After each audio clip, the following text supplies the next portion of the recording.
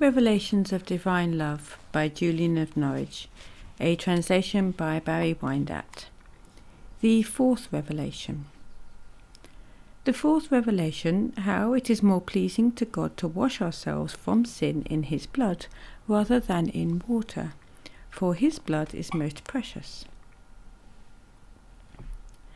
And after this I saw as I watched the body bleeding profusely in weals from the scourging.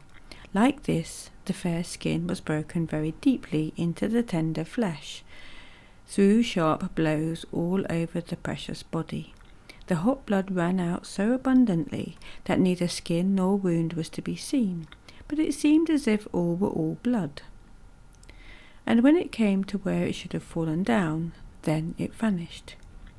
Nevertheless, the bleeding continued for a while, so that it could be observed with deliberation.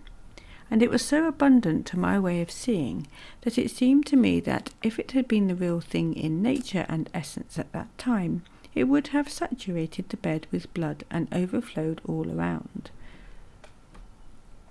And then it came to my mind that God has created abundant waters on earth for our use and our bodily refreshment, out of the tender love that he has for us.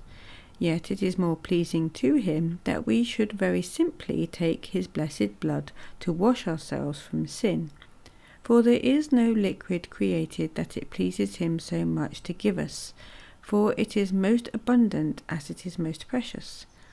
And that is so by virtue of his blessed Godhead, and it shares our nature and washes most blissfully over us by virtue of his precious love.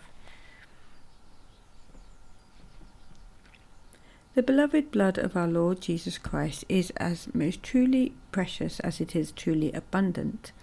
Behold and see.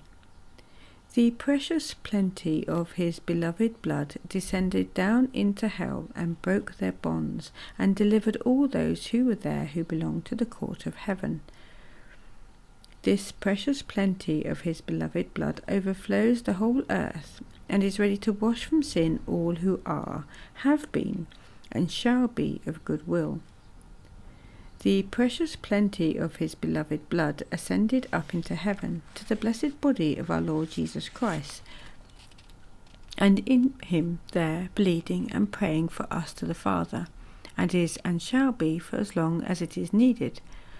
And it flows through all heaven for evermore, rejoicing in the salvation of all mankind who are there and who shall be there, making up the number that is lacking.